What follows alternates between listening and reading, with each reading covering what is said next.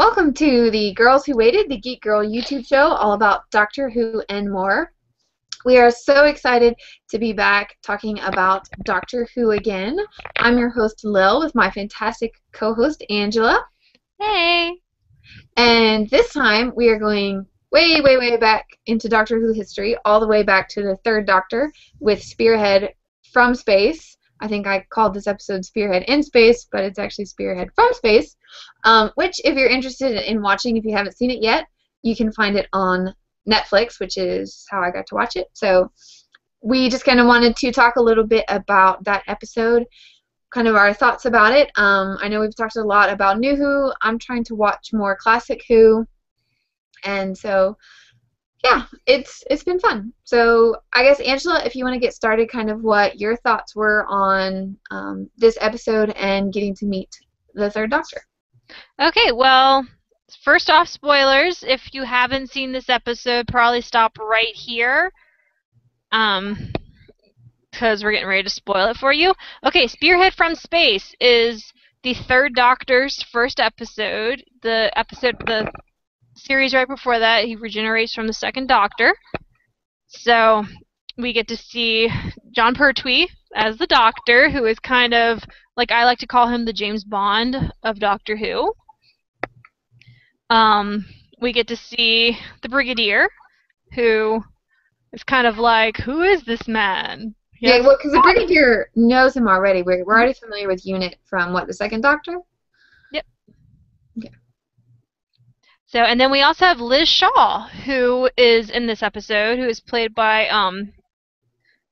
Caroline John, I believe, is the actress. And this is the one thing about Doctor Who that always makes me great. Okay, we have female companion, or we don't really, I guess, know she's going to be a companion. She's the only female she's going to be a companion. And she's a scientist. So this is the one thing that Doctor Who has always done that is awesome, because while we have the girls that are the damsels in distress, those damsels in distress are scientists. They're, journalists. They're mathematicians. I mean, they're women who are smart, or at least somewhat intelligent. They're teachers, stuff like that. So they're damsels in distress in a way, but they're also intelligent women that at least are kind of role models as well, because you didn't really see that too much in some other shows where it's like, oh, you're the hot girl, come on, run away with me.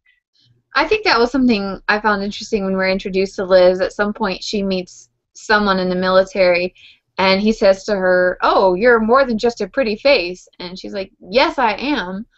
And so I really liked that sort of introduction to her. She wasn't quite sold 100% on what the Brigadier was asking her to do, and then it took her some time to gain the respect for the Doctor, because she was very scientific and they didn't make her out to be, dumb or mean or anything. She was clearly represented as... Her facial expressions are great. Yes. And when the Doctor first meets her and he turns around and he moves his eyebrows, he's like, that's hello and such, and you're just like, ah, that's so funny. So, and we get the third Doctor's also the Doctor that doesn't really go around in space. The Time Lords have banished him to Earth, which he doesn't remember in this episode, and he can't use the TARDIS. So we also get that where it's a full season because, one, the BBC couldn't really afford to take him around to all these amazing destinations because it costs money to create this show. And it cost money for all those sets and crazy places and costumes, and they still had all the monsters. Like, we had creepy plastic Autons in this one. But it's a Doctor who drives a car, Bessie, and, does karate, and I can't even... it's not karate, it's another type, and it's totally left my head at the moment. But I'll let you talk some. What did you think? Because you haven't really seen a lot of classics. Yeah. Well, I know watching this episode, I was kind of nervous because, obviously I know there's a lot of new Who fans that like it for the kind of the shininess and the brightness of it and all the fancy things that it does. And so there was some concern on my part. I was like, oh no, what if I think it's too campy or too silly? So I admit right there, I did kind of wonder if I was going to like Classic Who, but having watched a little bit more of it, having watched the Five Doctors special, and knowing that generations still loved even Classic Who, I was like, okay, let's give it a chance. Obviously, I was watching it with my boyfriend, and he loves, loves, loves Classic Who, and that's something he really wanted me to watch. I was like, okay, well, let's give this a try. Angela likes it, boyfriend likes it, lots of people really got into Classic Who, and it's what makes Doctor Who so great even now, is this wonderful history that it has. So it's fun to start going back and watching more Classic Who episodes and getting introduced to characters that have been around for so long. And John Pertwee was so much fun. I'm watching another one of his episodes right now, and he's such a great character. Like you mentioned, when he met Liz, and he said, "Oh, this is such and such, hello," and they only talk with eyebrow movements. His face, his mannerisms, the way he interacts with people is still so very much the Doctor, while at the same time being, the third Doctor, the John Pertwee Doctor. He's so fancy, the way he dresses and the way he talks, the way he moves, everything about him is just kind of fluid, but also still a little bit silly and quirky and odd. And so I think that was really fun. Towards the beginning of the first few episodes, when he was trying to find his shoes, because that's where his TARDIS key was, and acting kind of crazy. But then by the end of the episode, when he's remembering who he is, and we're seeing that smart spark that is the Doctor, I thought it was a lot of fun. I really enjoyed the episode. I really got into it. As I mentioned about Liz, like, it was great to see such a fun and smart character. And now the episode I'm watching now has Joe? Joe? Yeah, Joe. I don't really, and it's so, like, why did we lose Liz? Because Well, that's what's so funny about it, because I talk about the strong females and everything, and Liz basically was like, you know what, you just need an assistant that's going to hand you, well, you're just going to hand her, test tubes and say, how smart you are, Doctor, and we got Joe. Yeah, so it's hard to see those contrasting. We'll talk about that episode later, but just seeing those two contrasted so closely together. One thing I think is interesting is the fact that through all, whatever 5 episodes, I think that little Spearhead in space is, we never see the inside of the TARDIS, and he is trapped on Earth, and like you said, that's a punishment by the Time Lords and BBC budgetary concerns. But I think, wow, how would Doctor Who change today if he couldn't leave Earth? If he only had to deal with his brains or his smart. That are here. Yeah.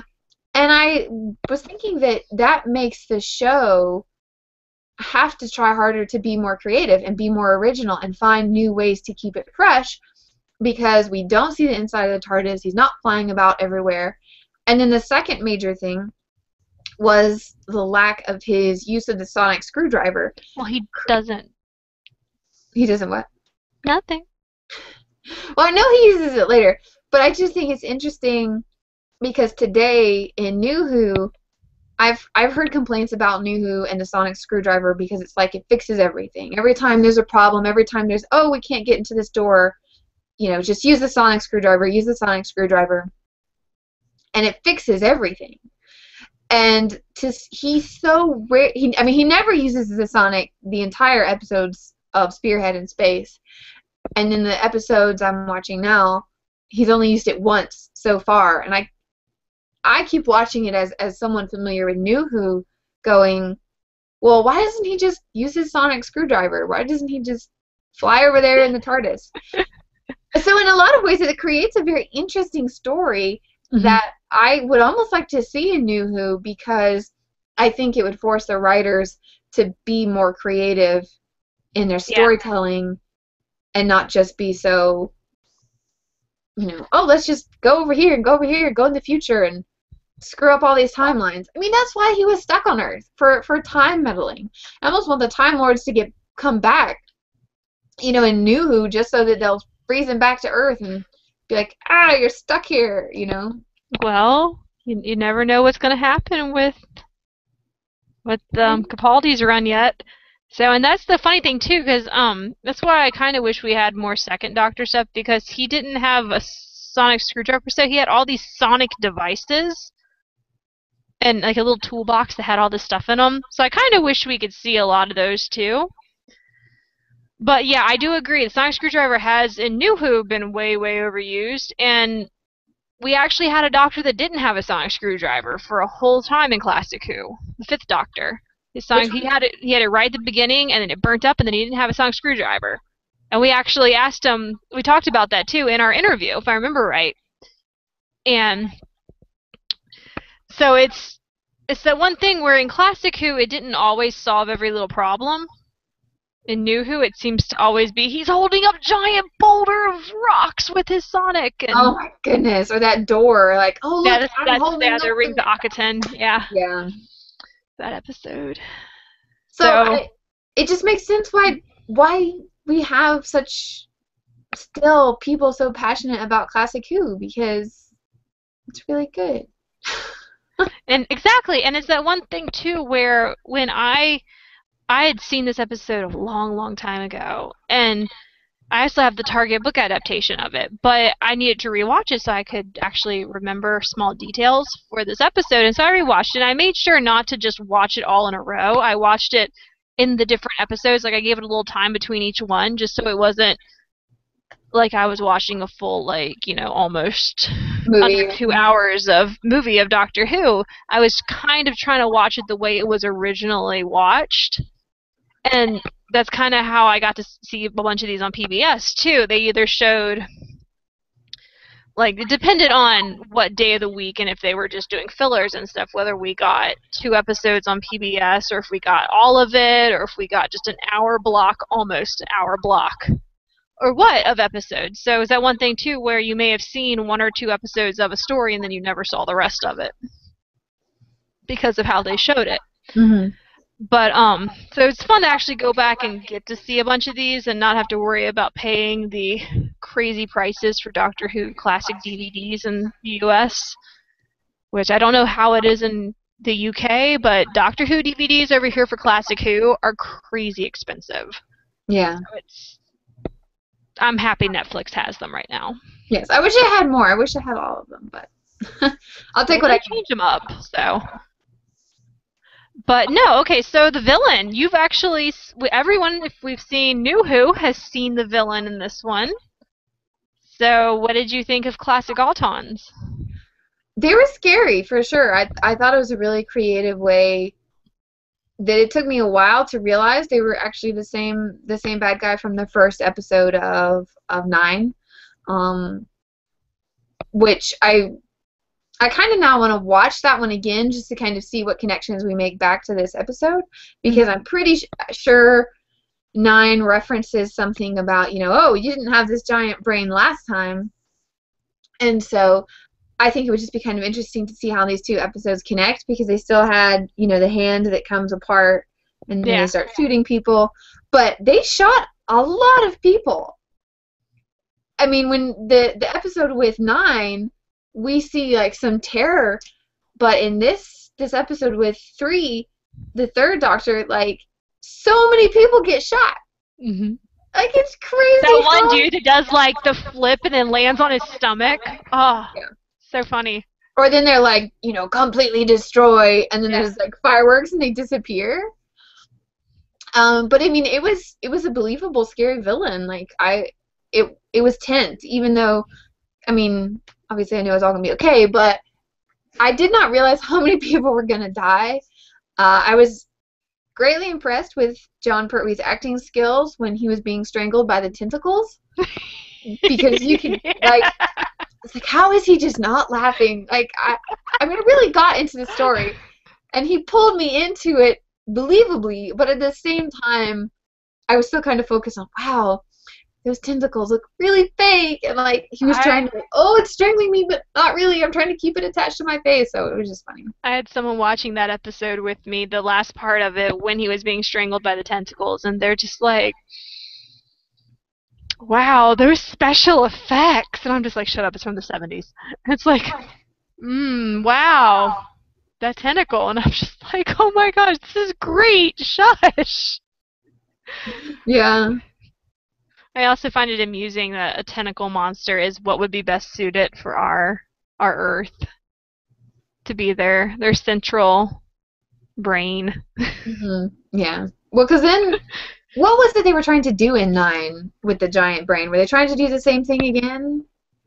It's been so long since I've seen Rose that I can't even remember the storyline right now. Yeah, me neither. It's been since we talked about 9 since I've seen Rose. So, Hmm.